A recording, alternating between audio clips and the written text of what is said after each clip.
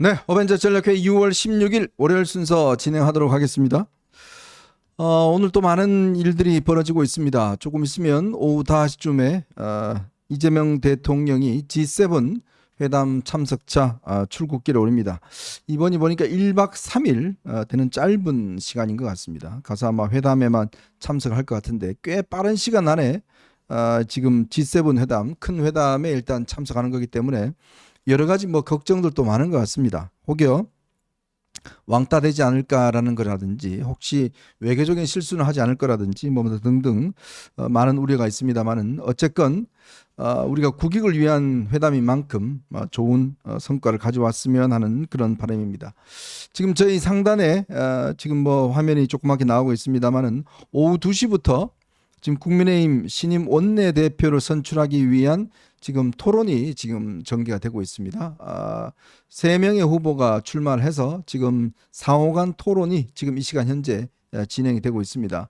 이 토론이 끝나고 나면 투표가 이루어지는데요. 과반이 없을 경우는 아마 2명의 결선이 이루어질 것 같습니다. 과연 누가 될지 저희가 만약에 시간 안에 들어오면 알려드리고 아마 시간 안에 들어오기는 꽤 어렵지 않을까라는 그런 생각도 듭니다. 들어오는 대로 여러분께 소식을 좀 알려드리도록 하겠습니다. 자, 그리고 그분이 돌아오신다고 그럽니다. 아주 좋은 곳에 가셔서 빅 아일랜드인가요? 뭐 아주 가셔서 그냥 시원하게 골프도 치시고 하셨던 홍준표 전 시장께서 내일 아마 귀국을 한다고 그럽니다. 근데 이분이 이번에 귀국을 하면서요. 원래는 이제 정치 은퇴를 하겠다라고 이제 거듭 이야기를 해 왔는데 글쎄 뭐 보니까 하와이 가서 하루도 쉬지 않고 문자 메시지나 SNS를 통해서 현안에 대한 입장들을 밝혔더라고요. 꽤 아마 쌓인 게 많은 것 같은데 네, 제가 정치 은퇴 안 한다는데 한 200은 걸까요? 200원이요? 네, 우리 지원이 얼마 거실 겁니까? 한 100원만 거시죠? 저는 그냥 포기할래요. 네. 그래도 100원 정도는 걸어야 되지 인생을 않습니까? 좀 그래도 작은 의미라도 있는 곳에 좀 걸고 싶어요. 100원의 가치도 안 되는 것 같습니다. 네. 자, 근데 오늘 한겨레 신문에서 강준만 전북대 명예교수가 쓴 홍준표의 강 같은 평화를 위해라는 칼럼이 있는데요. 이 칼럼 한번 여러분 읽어보시면 꽤 재미가 있을 것 같습니다. 특히 홍준표 전 시장의 참 이 말 바꾸기 이거에 대해서 아주 적나라하게 본인이 서술하고 있는데요. 지난 5월 7일인가요? 홍준표 시장이 그때 이런 이야기를 했습니다. 용산과 당 지도부가 합작해서 느닷없이 한덕수를 표를 떨어뜨리고자 공작이 있었다. 한덕수를 띄우며 대선을 윤석열 재신임 투표로 몰고 가려 했다. 홍준표를 떨어뜨리자는 공작이 있었다. 윤석열은 나라를 망치고 이제 당도 망치고 있다. 이렇게 아주 윤석열 전 대통령을 직격을 했는데 저희는 똑똑히 기억하고 있습니다. 홍준표 시장이 윤석열 대통령이 질주할 때 윤 전 대통령이 어떠한 이야기를 했는 것인지 예전에 아마 지난 2월 달인가요? 그때 이제 윤석열 전 대통령의 탄핵 심판 최후 진술에 대해서 참 진정성이 엿보였다. 또 그리고 전광훈 전환길에 참 고맙다라는 그런 인사까지 한 것 아니겠습니까? 그리고 한동훈 전 대표에 대해서도 처음으로 배신자라고 윤석열 전 대통령과 회동하고 난 다음에 그렇게 비판했던 분입니다.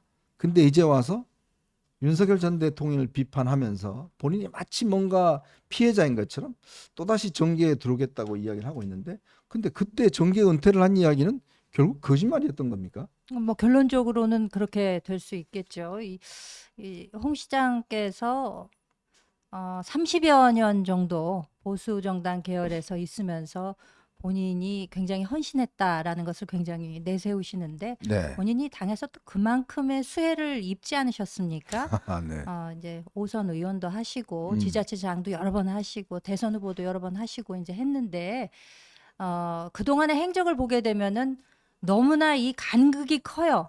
일리 왔다 저리 갔다 그러면서 또 그 시간적 간격은 굉장히 짧습니다. 네. 어제 이 말씀하셨다가 오늘은 또 다른 말씀을 하시기 때문에 굉장히 좀 어리둥절할 수밖에 없고 저는 홍준표 전 시장께서 지난 윤 정부 동안 과연 본인이 이 정부에 대해서 걱정하는 바가 있으셨다면 과연 어떤 제언을 하고 어떤 쓴소리를 하고 어떤 역할을 하셨는지에 대해서 먼저 돌아보셔야 한다라고 생각이 되고 네. 저는 한 상징적인 장면으로 인해서 홍준표 정치인에 대한 그 이미지는 이미 일종의 각인이 되지 않았나 싶은데 그래요? 이제 그게 이제 코박홍이라고 그래서 네네. 그 윤석열 전 대통령을 향해서 테이블에 이제 코가 거의 닿을 듯이 한 음흠. 그 인사, 뭐 연배로 보나 뭐 검찰 기수로 보나 뭐 정치 경력으로 보나 모든 면에 본인이 선배실 텐데 아무리 대통령에 대한 예우를 하신다고 하더라도 그 이상을 보여주시는 음흠. 그런 모습이 있었기 때문에 아이고, 저 지금 코 깨진 거 아니에요? 너무 세게 해서. 그렇기 아유. 때문에 이 본인이 과거 이제 어떤 이를테면 스탠스를 취해 오셨는지 왜 본인은 독고다이라고 말씀하셨어야만 했는지 그런 것에 대해서도 한번 되돌아보셨으면 좋겠다라고 말씀드립니다. 네, 저때 참 저런 패기는 어디 갔는지 참 모르겠습니다. 자, 그리고 지난주 토요일 날인가요? 오후 5시에 이재명 대통령의 아들 이동호 씨에 대한 결혼식이 열렸습니다. 스몰 웨딩 하겠다라고 입장을 밝혔었는데요. 알고 봤더니 빅 웨딩을 한 것 같습니다. 스몰 웨딩이 아니라. 보니까요, 민주당 국회의원들 전원이 초청이 됐다고 그래요. 또 당협위원장으로 초청이 됐다고 합니다. 상당수가 아마 참가를 했다고 합니다. 참석 인원이 약 860명, 한 뭐 900명 가까이 됐다고 그래요. 그리고 식대만 하더라도 1억 4천만 원 정도 들었고, 아마 결혼식 비용만 1억 7천만 원 이상 들었고, 제가 이날 요 근처를 지나갔는데요. 광화문부터 시작해서 경찰이 아주 구석구석에 다 배치가 돼서 저걸 하고 있더라고요.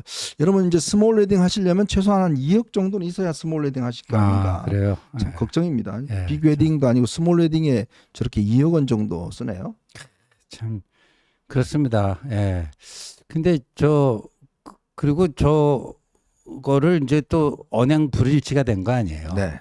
그 이제 자기 아들 이동호가 그 청첩장을 계좌번호 노출된 상태로 돌렸다가 그걸 이제 급하게 덮고 네. 정말 가족들, 친지, 정말 친한 지인들만 이렇게 조용히 초청해서 하겠다고 했는데 저런 식으로 한 거니까 언행 불일치가 돼가지고 네.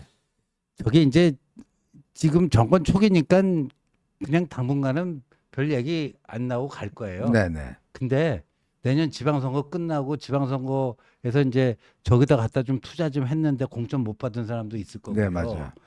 뭐 섭섭한 사람도 많이 생길 거 아니에요. 그러면 내년 이맘때쯤 되면 뭐 슬슬 지난 토요일 삼청각에서 있었던 뒷얘기들이 좀 흘러나오지 않을까 싶습니다. 네. 네.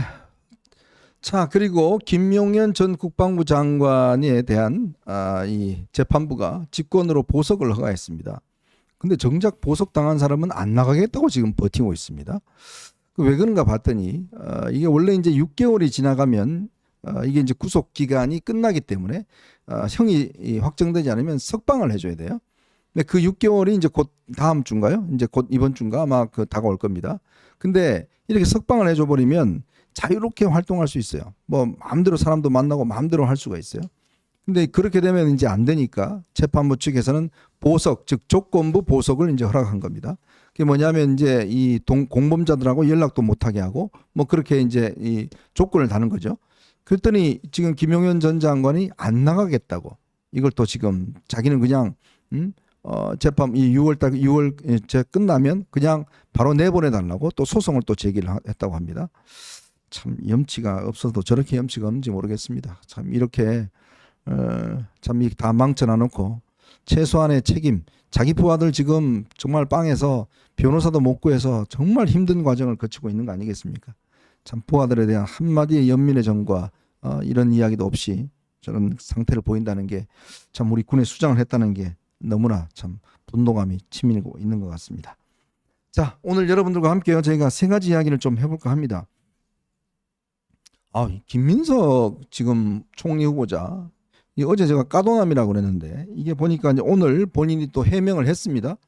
근데 여전히 지금 해명에 의문이 많습니다. 자, 그리고 지금 하여튼 이 논란이 하루가 지날수록 더 새로운 것들이 나오고 있습니다. 오늘은요, 본인이 원래 칭화대, 즉 중국에서 아주 유명한 대학교죠. 시진핑이 나온 대학교입니다. 거기에 법학 석사를 받았다고 진짜 지난번에 경력에 공개가 됐었는데 알고 봤더니 그 기간이 본인이 국회의원 했던 기간이더라고요. 근데 청와대는 그렇게 직접 참석을 하지 않고는 석상을 안 준다고 그럽니다. 글쎄 어떤 방법으로 이게 석상을 받았는지 이 의문이 증폭되고 있습니다. 자, 요 이야기와 함께 지금 민주당의 지금 차기 당대표 선거를 놓고 정청래와 박찬대가 아마 붙을 것 같습니다. 아마 정청래계가 생긴 것 같아요. 좀 서서히 이재명계에서 이제 좀 분화가 되어 나가는 게 아닌가 싶은데, 자, 그 이야기와 함께 제가 서두에서 말씀드렸던 지금 국민의힘의 이 원내대표 선거 그 관련된 이야기도 함께 드리도록 하겠습니다. 자, 여러분 보시면서요, 구독과 좋아요 알림 꼭 부탁드리고 많은 응원 부탁드리도록 하겠습니다.